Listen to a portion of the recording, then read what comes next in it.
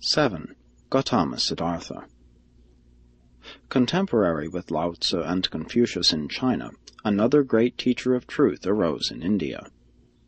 Gautama Siddhartha was born in the 6th century before Christ in the northern Indian province of Nepal.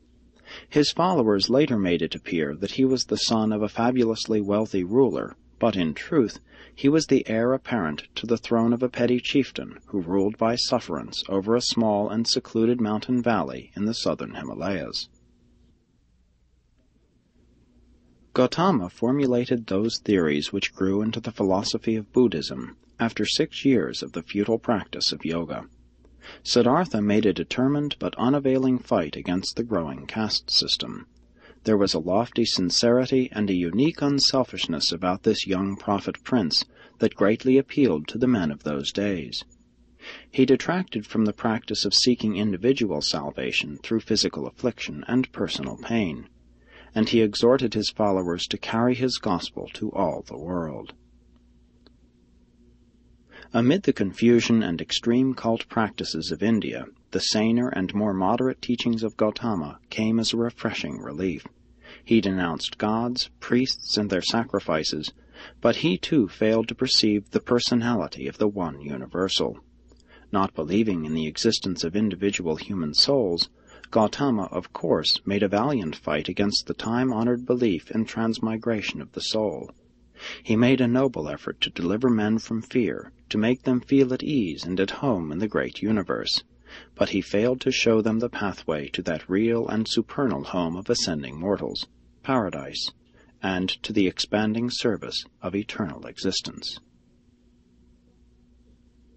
Gautama was a real prophet, and had he heeded the instruction of the hermit Godad, he might have aroused all India by the inspiration of the revival of the Salem gospel of salvation by faith. Godad was descended through a family that had never lost the traditions of the Melchizedek missionaries.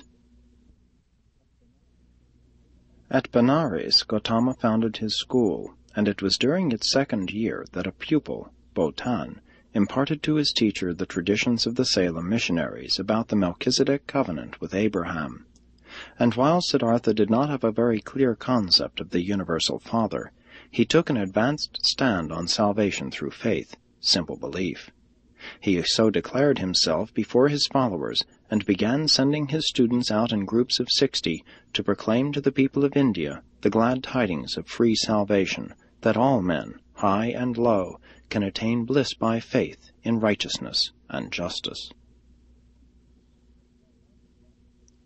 Gautama's wife believed her husband's gospel and was the founder of an order of nuns. His son became his successor and greatly extended the cult. He grasped the new idea of salvation through faith, but in his later years wavered regarding the Salem gospel of divine favor through faith alone, and in his old age his dying words were, "Work out your own salvation."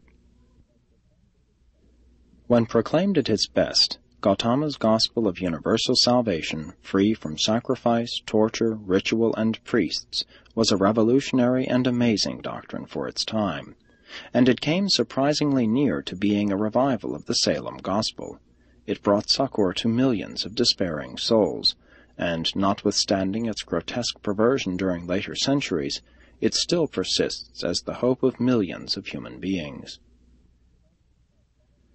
Siddhartha taught far more truth than has survived in the modern cults bearing his name. Modern Buddhism is no more the teachings of Gautama Siddhartha than is Christianity the teachings of Jesus of Nazareth.